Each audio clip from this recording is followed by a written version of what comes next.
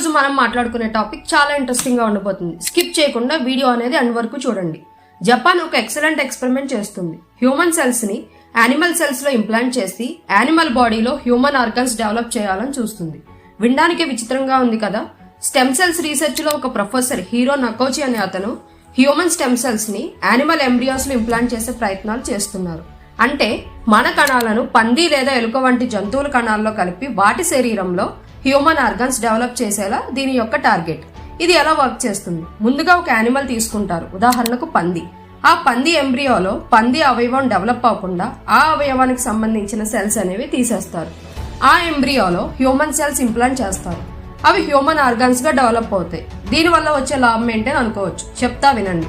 ప్రతి ఏటా భారతదేశంలో 5 లక్షల మంది పేషెంట్స్ ఆర్గన్స్ సరైన టైంకి అందక చనిపోతున్నారు.